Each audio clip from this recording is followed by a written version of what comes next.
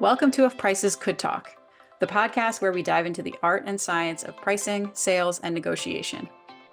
I'm your host, Tracy Dent. Join me as we explore strategies and current events shaping the future of pricing power in B2B, featuring insights from industry leaders and subject matter experts. Let's jump into today's conversation.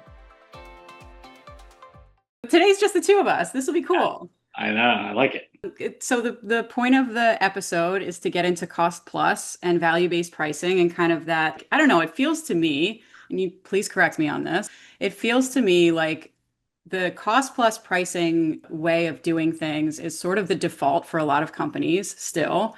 And then there's value-based pricing, which that transformation journey is like eons away for a lot of companies. It's such a big leap. So like, how do we kind of look at that middle space and find steps that are easier for people to take? So it's not like this giant transformation. It's really interesting to me. So obviously, Holden's been doing pricing for a while, and I've been in pricing for a while. And cost plus is very popular. It's always been popular. Yeah, I think it will always be popular. There's a lot of benefits to having a cost plus approach to your business, especially like if it's industrials, if it's, even if it's index driven, indice driven for raw goods and materials, there's a component of cost plus that you just can't, regardless of how you execute through your systems and processes, there's an element of cost plus that just exists and it rightfully exists. And I think we're seeing a lot more of the benefit with tariffs. When tariffs hit, it's just so easy to just increase your input cost and it flows through your systems and process and everybody has visibility and you know it. And you can also set very clear and margins and you can track it. I set it at 25%. Am I getting 25? Why am I not getting 25? So there's a lot of simplicity in it, and I think there's a lot of good that comes from it, especially by these specific types of industries like industrials, manufacturing to a certain extent, things like that.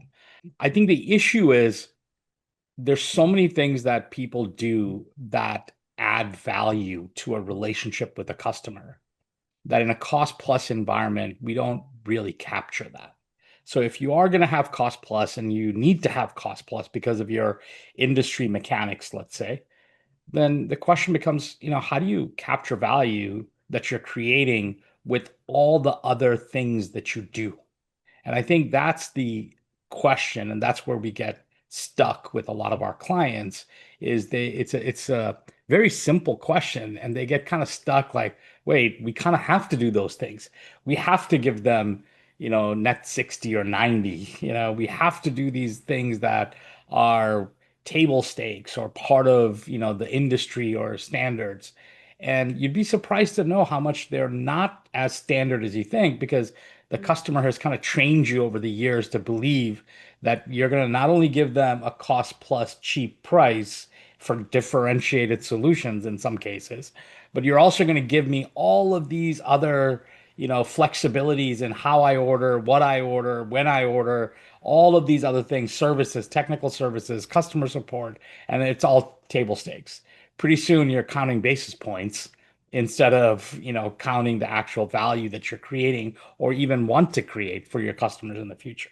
So people get kind of stuck in it, Yeah. especially long-term relationships. Like just as you're explaining it, I'm like, there's probably things that snowball and just become normal over time. And then people forget that it once was not part of how they work together or whatever. Yeah, it's like creating baselines, and that's one of the things we tell clients all the time is it's okay to provide a discount when you're getting something in return, right? It's okay to say, hey, you're going to give me volume or you're going to buy these other products and therefore I'm going to provide a discount. Or I'm going to give a discount because I want to penetrate a new market. Or I'm going to give a discount for a reason or a purpose, right? That makes sense. There's nothing wrong with providing discounts. But just keep in mind when you give that discount, that customer now has equated whatever that value of the solution or the package is to that discount. So more than likely that's the new baseline and they're going to ask for a more discount. They know you have the ability to give a discount, so they have that in their head, and now they're like, hey, I'm at this level, I can probably go lower. And so it's very hard to go up after you've given that discount just to make it back to list price that you had before. So I think services are the same way. If you give 24/7 service and then all of a sudden you go, hey, wait a minute, I don't want to give you that service anymore. Then like, people are like, wait, why are you taking this away? Why are you punishing me? It would be the sort of the response, right? Not that that's, necessarily a bad thing, but, behaviorally, that's how we're wired to think. Yeah. So how does this fit in with long-term pricing power? Hmm. Value-based pricing is one of those things where it's not always about just raising prices, right? We talk about alignment of price to value. That's the utopia that you're trying to get to, is that value to price alignment. So you can, provide less value and less price.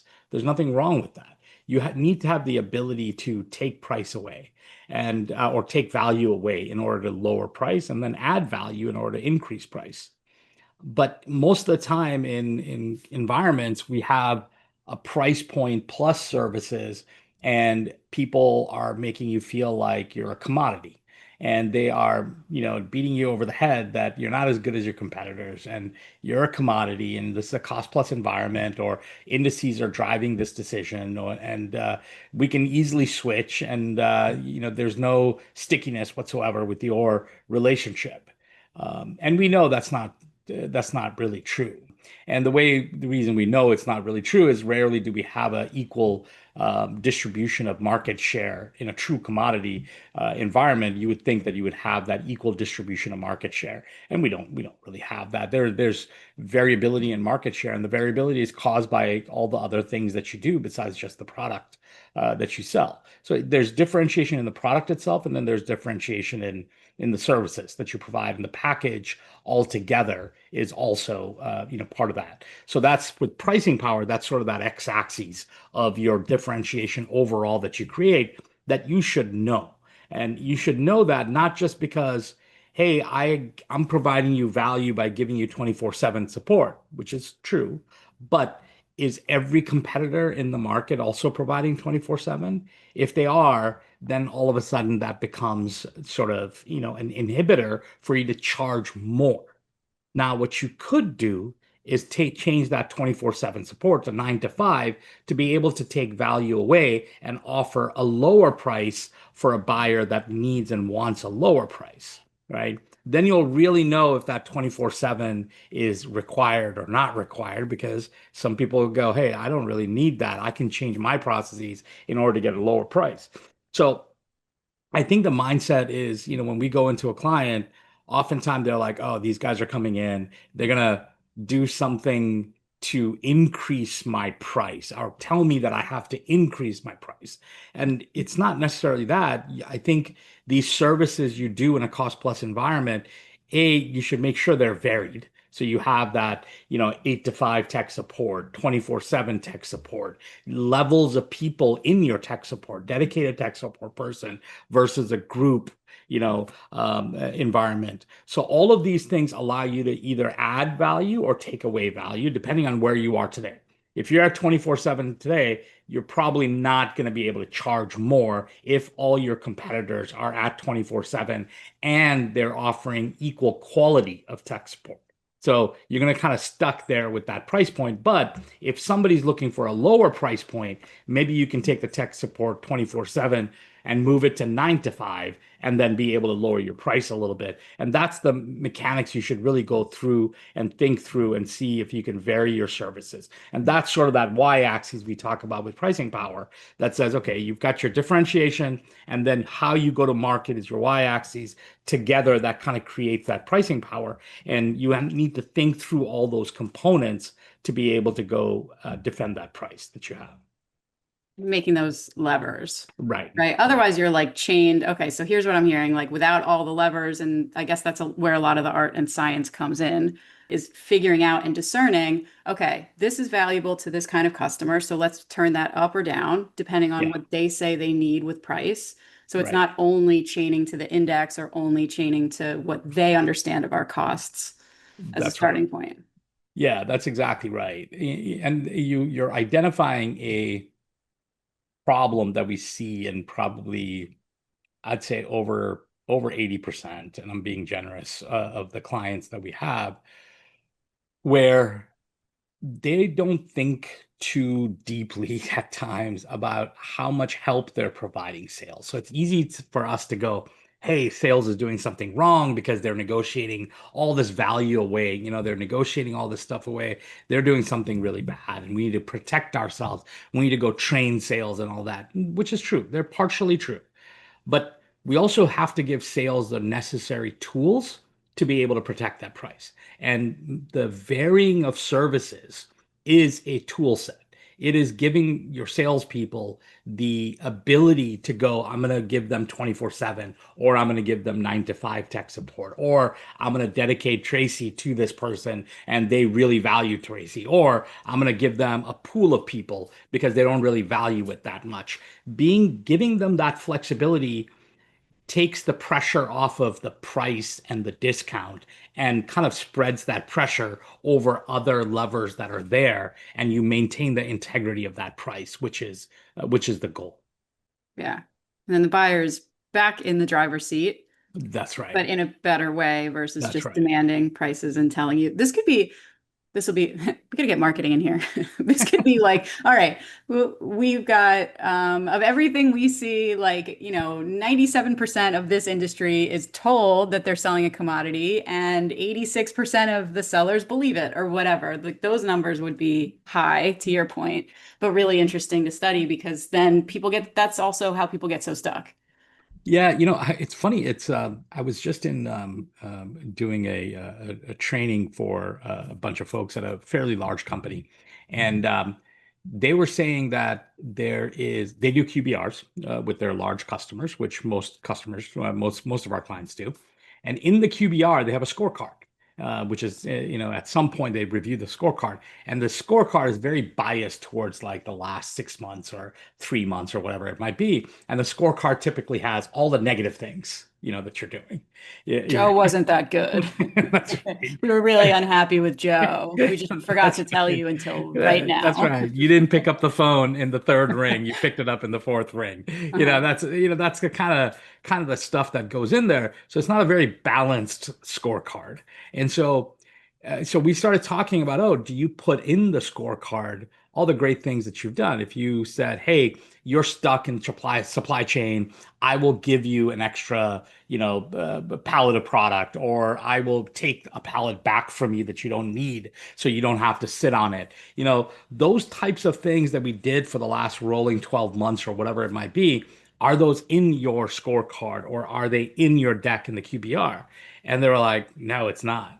Like, okay, so then when and where and how do you communicate these things that you're doing? Because in that room, we were talking about value, and they were talking about some of these last second things, last minute things that they do to either close a deal or to service a client and service a good client, and things like that. And so we had this great conversation. It's like, okay, so you do these great things, but you don't communicate these great things.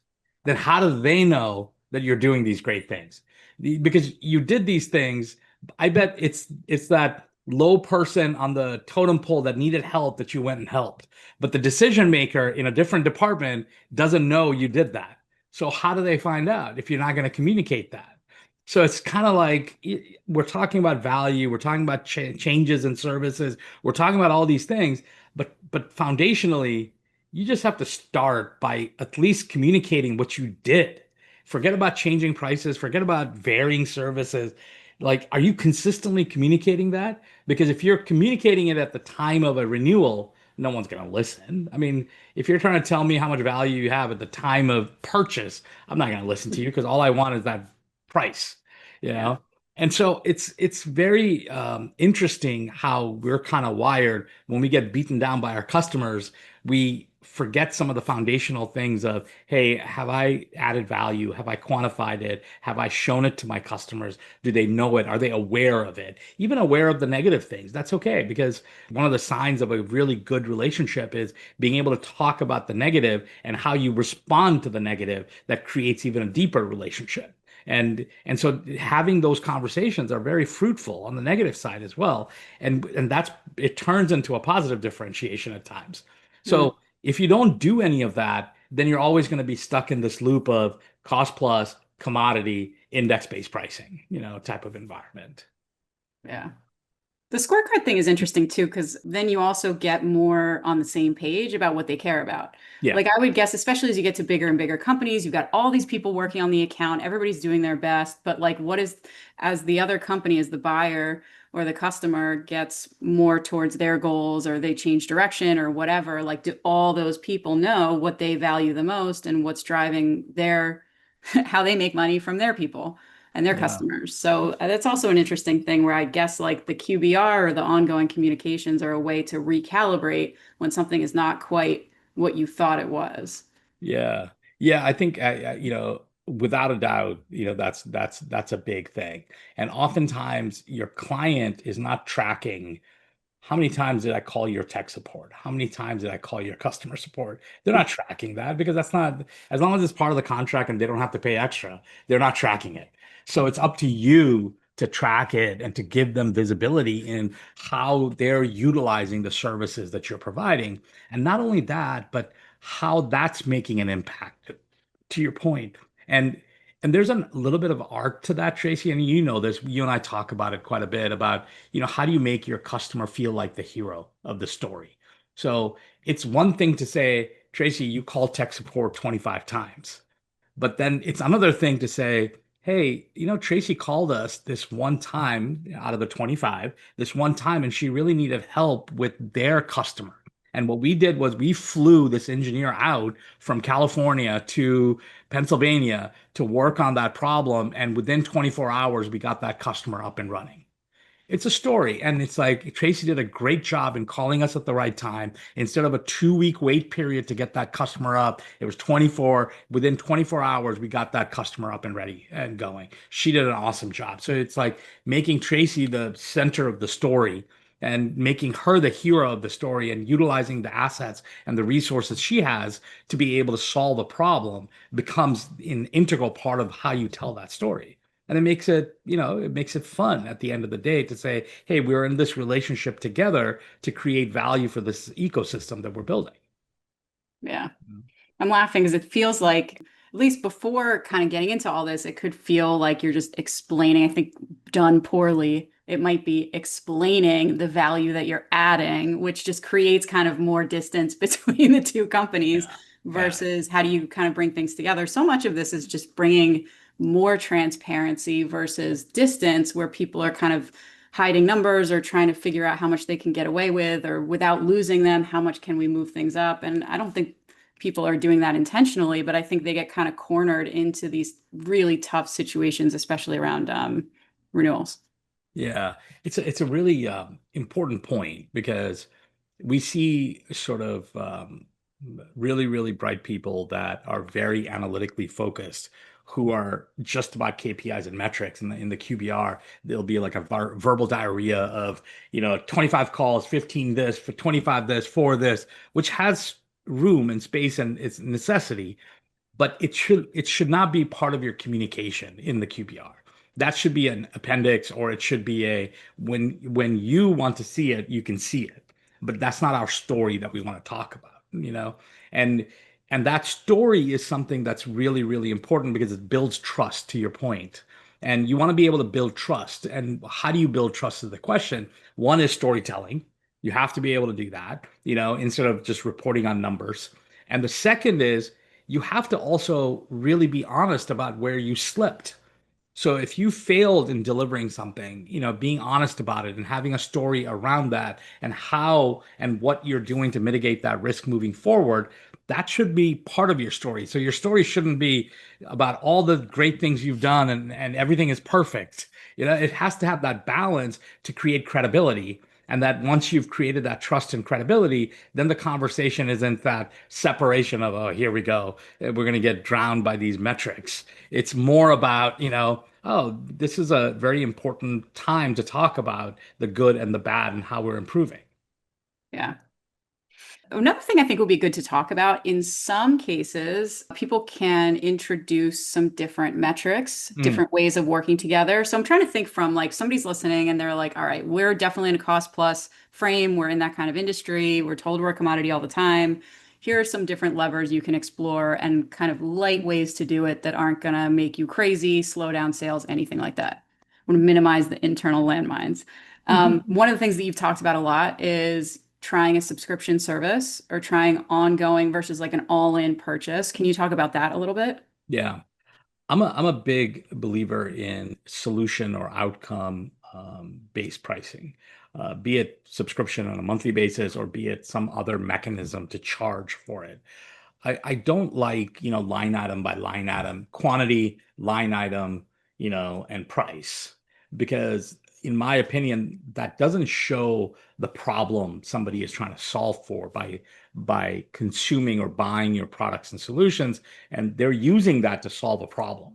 So if they're using that, and most of the time they are, to solve a problem or help them through a problem, I should say, or help them through a situation, then I want that metric to be tied to that problem. So if somebody is onboarding a new employee and that requires setting up Office 365, that requires a laptop, that requires all these sort of line items of things, well, you should charge, think about charging per onboarding. It should be $1 per onboarding. And then you can line item what's inside of it, of course, but the dollar per onboarding becomes sort of a thought of, hey, I'm in HR. I don't want to think through that roster of stuff that I have to do. I'd rather just go, hey, gee, Tracy's getting onboarded. Can you just make sure she's onboarded and I'm done? There's Hmm. value, there's incremental value in me not having to, or the client not having to think through the line items every time. And did I get the right thing? Did I not? I can just go 10 onboarded, and even offboarding, right? It's the same thing, secure data security, refurbishment of, products and services, all of these things. There needs to be a clean and simple way to create that value through that metric, to align that value to the value accrual that the client's actually having.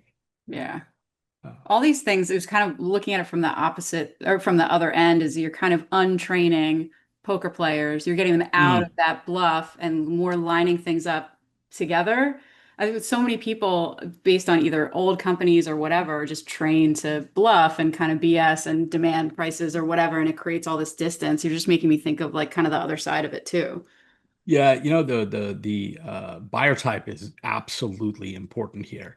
Yeah, one of the things that we do when we start projects is we do sort of this assessment and we do a quality of revenue to really understand who your good customers are and who your not so good are. Because we know that in most industries, 20% of your customers make up 80% of your profits, which means there's a long tail of customers that are just hovering around profitability, of your benchmark profitability that's out there. So these types of metrics and these types of conversations, they're so much easier for that 20% where you can co-create with them. They're driving the right behaviors and how they buy from you, what they buy, when they buy, all of those things. And they are truly relationship value. They're focused in co-creating with you to create incremental value, solve future problems, all these things. And that is the type of environment that this does really well. If you have a lot of price buyers and you have a lot of folks in that tail that's nickel and diming and they want to know the exact margin of that laptop used for the onboarding of that employee, then they're pushing you into this environment of that roster of SKUs and cost and margin that's there. Yeah, not fun. No, but it's interesting. But for those, that is an environment where you focus your attention on taking stuff away, right? So you've got that long tail. Why do you have a dedicated rep that fulfills them? Why don't you just move everybody to online? Well, that's a great area for AI, chatbots, and productivity gains. These guys are nickel and diming me on my solutions. Let me automate this entire relationship because it's not worth it for me to give them high touch. So let me just automate it, because these guys are just going to nickel and dime me. Yeah. Yeah. This is good. So there's like all the different things to help the sales team be able to do that. And as whoever, the exec team, the pricing team, whoever has the ability to identify those things, might be the sales team themselves, depending Yeah. on the account manager setup and all that. Yeah. I think if we can start with, to simplify, if people could start with just understanding the value that they're creating, communicating that value, these fundamental stuff that we talk about, that surprisingly in a cost plus environment, people just don't do, consistently at least. So if you can just do the first two things, you're not rocking any boats, you're not changing anything, you're not introducing risk into your customer relationship. You're just saying, let me find out, let me roster all the great things I do. Let me communicate those great things in a more consistent manner, and then we can see what happens after that. Then we can talk about varying services. We can talk about changing metric. We can talk about, do I really understand my customer and what do they need? And based on what they need, can I vary all those services around? That's sort of the end game there. Yeah. Yeah. If systematically, people want to introduce value elements into their cost plus world, they can use rule-based logic to be able to do that. So if somebody's on net 15, you can give them a couple of basis points bump up on the cost plus. If somebody is only buying one product and not enough quantity, whatever it might be, then you can change their price on the margin perspective. So the concept of cost plus doesn't mean that cost plus 25 is 25 to every customer that's out there. Especially if you do your quality of revenue, you have the ability to change that cost plus model to different margin threshold based on how that customer is behaving or interacting with you. And that's what a salesperson is supposed to do. They take the cost plus and they negotiate and they say, hey, is that interaction profitable? Is it not profitable? Is it good for the company long term? Is it not good? And they kind of in their heads go through the process of, hey, if they bought more, maybe I can give them a little break. If they, bought from this other warehouse, not this warehouse, or if their lead time can be a little longer, that would help me. All of those things are in that salesperson's head. But the problem is, you've got the good salespeople, and then you've got the younger, not that experienced salespeople. So you've got this environment where there's sort of a difference in how people think and think through some of these quick negotiations, transaction negotiations. And in which case that creates that variability. And when you have the variability, then people talk, people find out, even reps look at it and go, wait, I didn't know I can go down that far. I'm going to start doing that because I can go get more business. They have this mentality and that creates lots of different issues. So one way we've helped clients go through that is to say, what are those key attributes from a customer perspective, from an order perspective, from a product perspective that really drive that input into your margin? And then we codify it a little bit. And it doesn't have to be a big ERP tool set. It can be just an Excel spreadsheet that just says, hey, if they ask for these things, or if they don't do these things, or whatever it might be that's important to your transaction, you can put those adders or subtractors for your margin. So you have a list margin that's coming in 25%, and then you go 50 basis points off if they do this, add another 20 basis points if they do that. And you have this sort of logic that a salesperson should have in their head, but they can kind of go through that to make it a little bit more systematic, a little bit more consistent in that quote that they give. Now you've got a little bit more logic into what they're doing and how they're doing it, which is a good thing moving forward. Yeah. Got to start somewhere. You gotta get started somewhere. Cool. Well, I'll put the link to your paper in the notes too, because I think there's a lot of different things that are possible levers, things to explore, things to test with. Obviously, each company is different, but there's some pretty broad things that we've seen with a lot of companies that people can run with. Yeah. People don't realize the psychology of it. So if you're in cost plus, it's a psychology that it's a commodity. So your value of your product sometimes gets diluted because it's the world of cost plus. So if your product has differentiation, you have to work hard to get that 25 to 30 or 40. And then if somebody sees cost plus 40, they'll be like, why are you gouging me? So at some point, there's a difference between the percentage as a markup or a margin, cost plus, and then you switch to the price itself, which makes your price sensitivity. So there's a sort of an effect of price sensitivity on how you present your price. If you present your price as a cost plus, you're presenting it as a commodity. If you're presenting it as a price, you have more flexibility to make it more differentiated depending on your solution that you have. The perfect example is like cables. Cables are like really low cost, right? Low price Yeah. point. So they're like $2, $3. So your pick, pack, and ship could be like $3. So you're basically saying, I have to at least do 100% margin. Otherwise, I'm not going to make any money. That's Mhm. my cutoff. That's literally my cost. So somebody and sales sees the percentage and goes, wait, why are we charging my customer 130% margin on a cable? No way. Mhm. That should be 2% margin. That doesn't cover anything, and all of a sudden you're bleeding in a small item that you didn't think you were going to bleed in. Yeah. Best case, fair, fair, fair, all around. Yeah. All right, cool. Thank you. Thanks for doing this. Thank you. That was great.